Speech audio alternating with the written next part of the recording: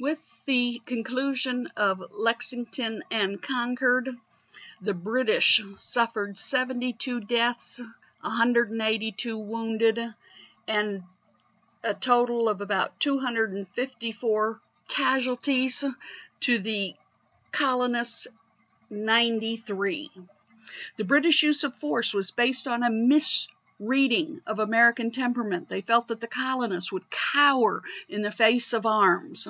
This unfortunately only gave greater credibility to the conspiracy theory.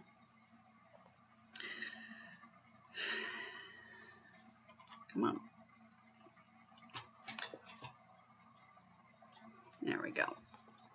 With bloodshed, about 20,000 musket-bearing Minutemen swarmed around Boston, cooping up the outnumbered British. The Second Continental Congress meets in Philadelphia the next month on May 10th, 1775.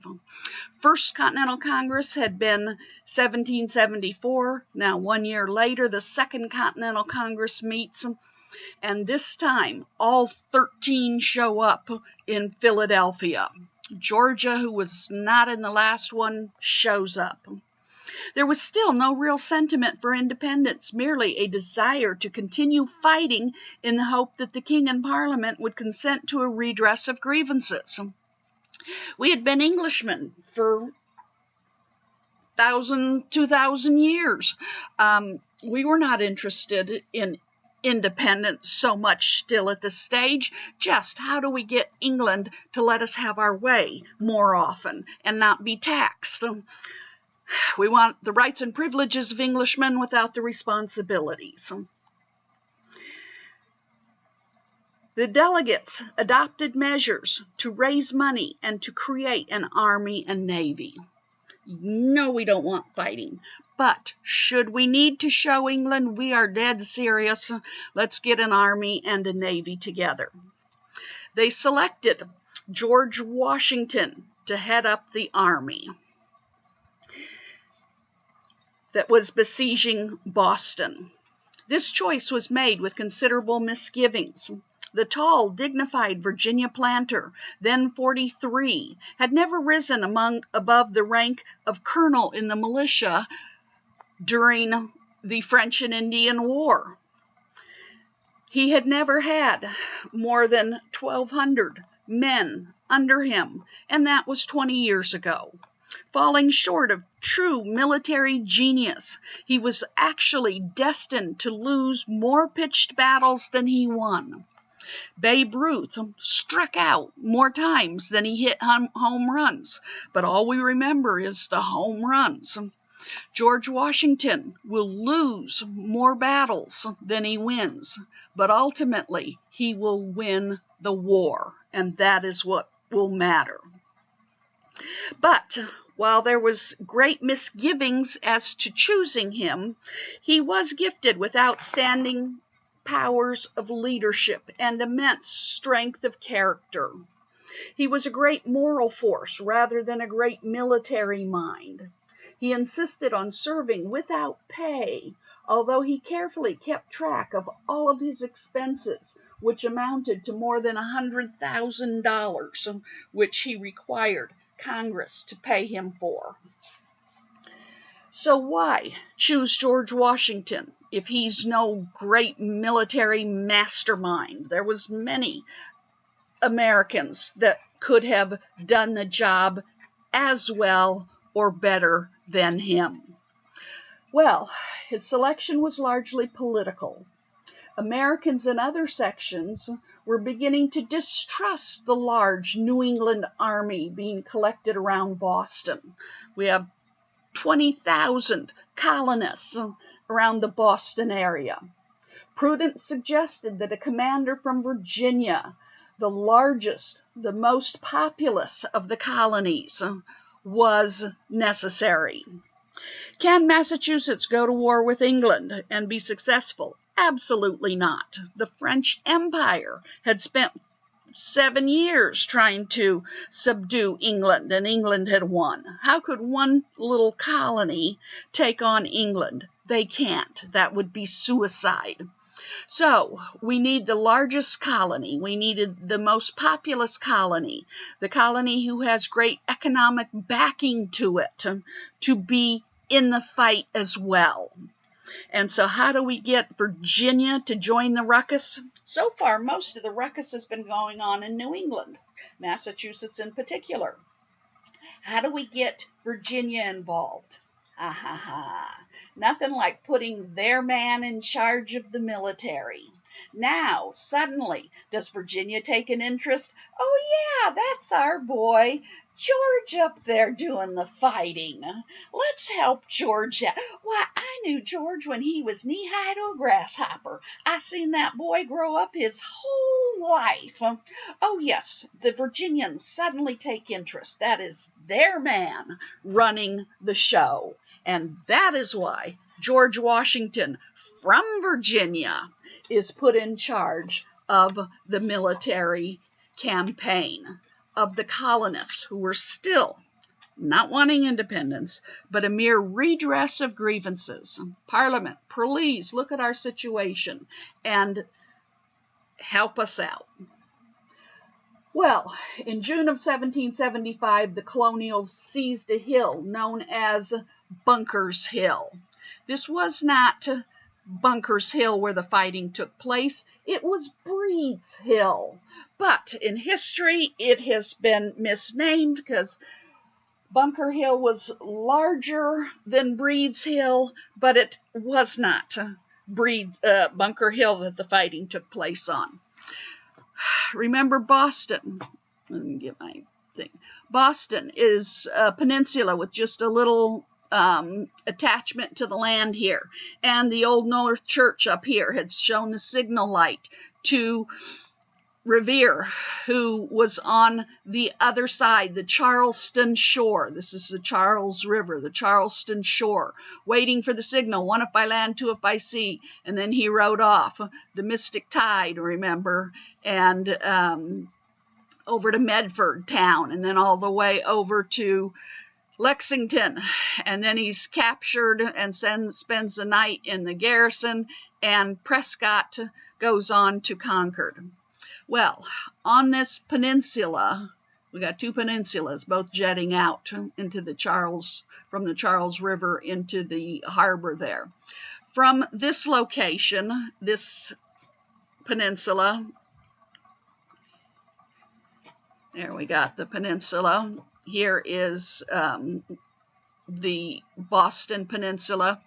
We have Bunker Hill, which is taller, 110 feet, but Bunker Hill is an awful long ways from Boston. You need something much closer. Breed's Hill. Now it is shorter, it is 62 feet, but you need something within range of your military.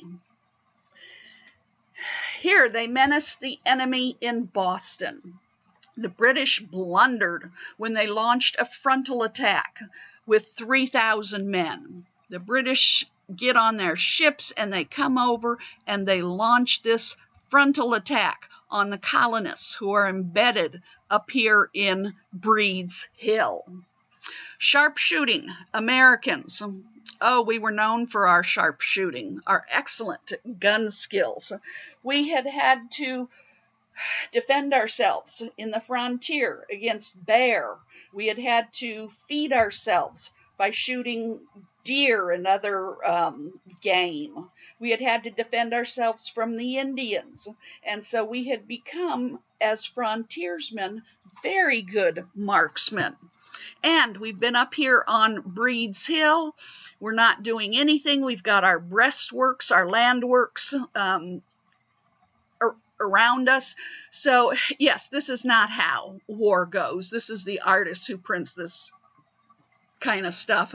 No, you are just a head shooting over. You are not a full body, so it's much harder to hit this than this target here. The British advance and have a frightful slaughter. European warfare, you didn't do the things that the Americans did. You didn't hide behind trees and fences and shoot out at the enemy. No, y'all lined up and marched out onto the field of battle. This row shot and then knelt to reload. This row shot and knelt to reload. This row shot and knelt to reload. Then this row stands up. You each lined up and shot at each other. Well, the British are doing honorable British warfare, and they are walking up the hill. What a slaughter! What a slaughter! This is where the phrase came, don't shoot till you see the whites of their eyes. The problem was, we are, meaning the colonists, we Americans, are up here on the hill,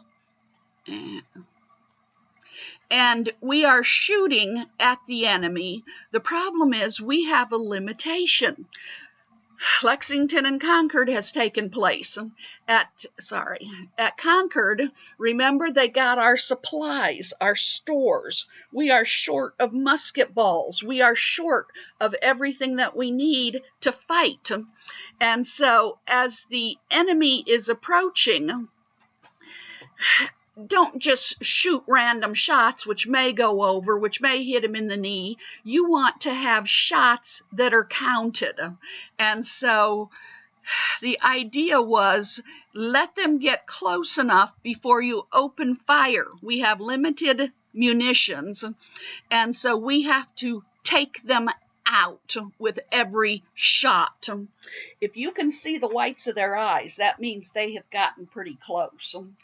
Would an American sharpshooter likely miss if the person is that close? No.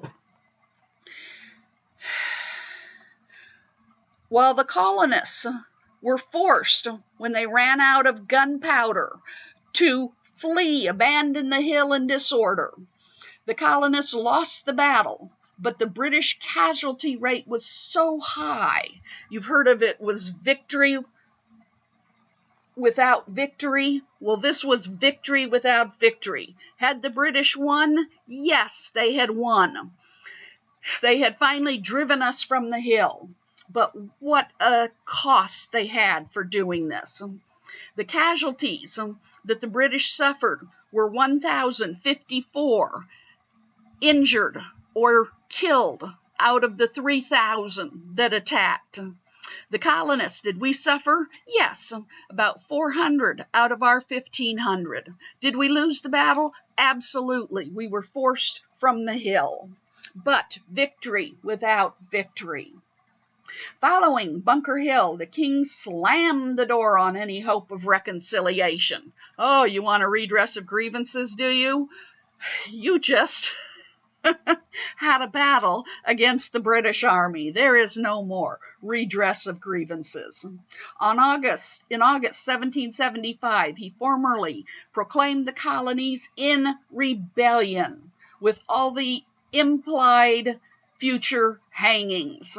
The next month, he further widened the chasm when he made arrangements for hiring thousands of German troops, the so-called Hessians, to help crush the rebellious subjects. Oh, this smarted. We aren't even good enough for British redcoats anymore to be sent over here. You are hiring mercenaries to come and fight us, Hessians? Ah, what a slap. Why did Americans continue to deny any intention of independence? Loyalty to the empire was deeply ingrained. As I said, we were Englishmen with the rights and privileges of Englishmen. Colonial unity was poor. We were a bunch of scattered chickens running around, and to fight the British Empire would have been disaster. We had no unity. Open rebellion was dangerous, especially against the formidable British. Irish rebels of that day were still customarily hanged, drawn, and quartered as rebels, as betraying the empire. American rebels would have fared no better. And the ultimate punishment available in England and English law for men who were convicted of high treason. Women were burned at the stake, instead, apparently, for the sake of decency. But what happened to men was the full sentence passed upon those convicted of high treason up until 1870. That's almost the turn of the century. 100 years later, this was still possible to be conducted, was as follows: that you be drawn on a hurdle to the place of execution, where you should be hanged by the neck. Now, they didn't drop you to break the neck to kill you. They were just slowly strangling you. And being alive, they cut you down. Then your privy members, that's your privates, shall be cut off, and your bowels, you're cutting them wide open, your bowels be taken out and burned before you. Your head, here he's been beheaded, no head on this, just the body. Your head severed from your body, and your body divided into 4 quarters to be disposed of at the king's pleasure. Not for the faint of heart.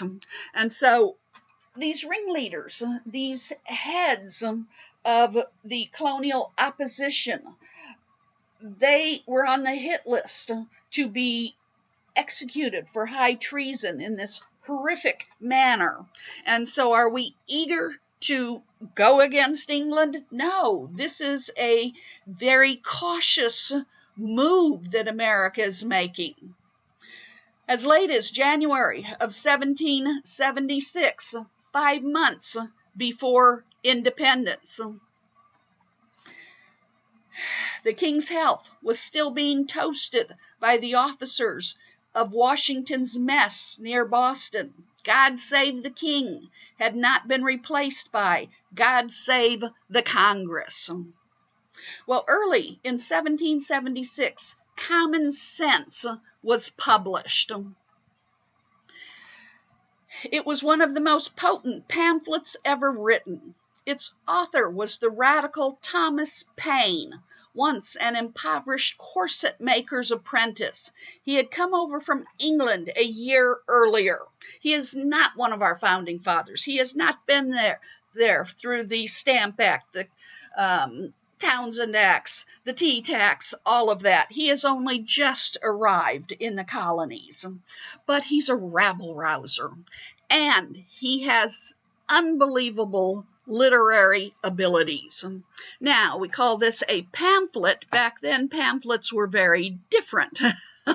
They were semi-novelist, like a little novel, mini novel, 79 pages. Nowadays, we consider a pamphlet to be probably something under 20 pages. But this is his pamphlet, Common Sense, that he writes. His tract became a whirlwind seller, and within a few months had reached the astonishing total of 120,000 copies being printed. For the colonies, that's an awful lot of copies of this pamphlet. Paine flatly branded the shilly-shallings of the colonists as contrary to common sense. He says, what you colonials are doing doesn't make sense. It's contrary to common sense. Why not throw off the cloak of inconsistency? Nowhere in the physical universe did the smaller heavenly body control the larger one. The moon is smaller. It rotates around the earth. The earth is smaller. It rotates around the sun. So why should tiny England have the huge 13 colonies rotating around the tiny England? He says that doesn't make sense. They should be rotating around us. not the other way around. As for the king, whom the Americans professed to revere, he was nothing but the royal brute of Great Britain. Ooh, what a slap in the face. Thomas Paine, you just went to the top of the hit list, calling the King of England, God save the king, the royal brute of Great Britain. Most important, Americans realized they could never hope for open aid from France as long as they swore allegiance to the king. They can't, as 13 colonies, go up against the English Empire. The only chance they might have of winning if France would help them. Well, the French frogs and the English limeys have been going at it for hundreds of years. Their most recent encounter was the 7 Years' War, in which France lost. Would France like to stick it back to England? Yes. Would France agree to help us if we said, hey, we just want to get a redress of grievances so our situation with England is a little better? No, they're not going to help. Not if they can't stick it to England. So, if they are going to get France's help, Thomas Paine says you must throw off the cloak of inconsistency. Use your common sense. And this will help rile up not just New England, but all of the 13 original colonies. And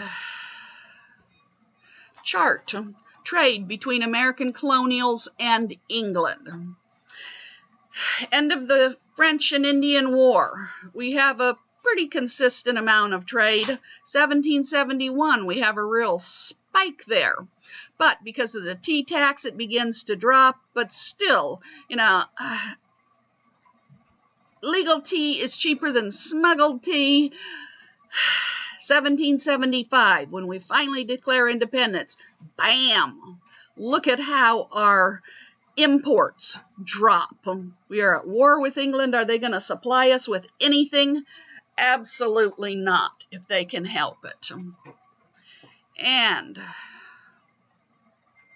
our last picture, American liberty restored. We are now going to fight for independence. And this is the last of the material for test number 1. In studying for the test, I have once again put together here a little chronological order, something that you might see on the test. What happened first? What happened second? What happened third? Well, in looking at this, Salem witchcraft trials, Battle of Lexington and Concord, John Rolfe grew tobacco in Jamestown, 7 Years' War, and Pennsylvania was founded. The first colony was, of course, Virginia, where John Rolfe finally economically saves the colony by growing tobacco. Then, 1692, the Salem witchcraft trials break out in Salem, Massachusetts. One of the last colonies to be founded is Pennsylvania. Then the 7 Years' War takes place. We know it in the colonies as the French and Indian War, and right prior to declaring independence, we will have the conflicts at Lexington and Concord. So that is how you will do your A, B, C, D, 1, 2, 3, 4 ordering of events for chronological order. In studying for the test, know what the mercantilistic theory is, all about how the colony is to benefit the mother country. No taxation without representation. We screamed that, but was that what we really wanted? How did New England colonies differ from middle and southern colonies? How did the black person's position, stance, value, threat, religion, and its effect on the colonial era? Some of this is information you will find in the lectures that are online that you're reading. I'll write a note to you about everything you need to make sure that you study for test number 1.